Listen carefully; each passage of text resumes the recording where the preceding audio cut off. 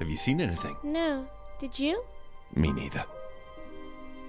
We should go to bed or there won't be any presents. Shouldn't we?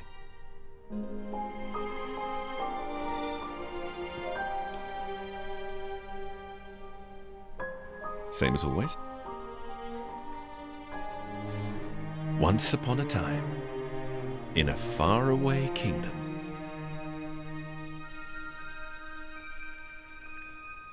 there was a girl who lived on the other side of the forbidden forest.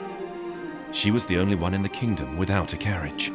Because of that, she had to be content with admiring the twinkling lights of the annual grand celebration held at the palace from far away. Suddenly, one of those twinkling lights came in through her window. It was her fairy godmother. The girl followed her, hypnotized,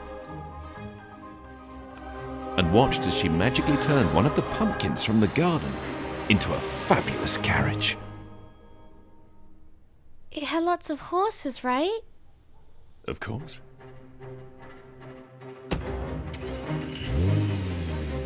There was only one condition. She had to be back before the clock struck midnight. The girl headed off to the palace.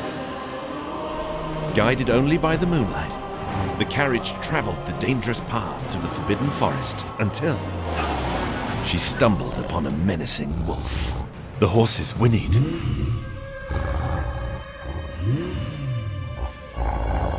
Frightened, she commanded them to flee at full speed. Luckily, the girl managed to get away and made it to the palace.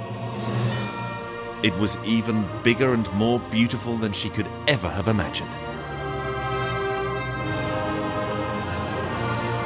The guests were getting ready for the ball. They had come in their carriages from the farthest reaches of the kingdom. Among them, only one stood out. Can you guess who it was? Yes, Prince Charming. That's right.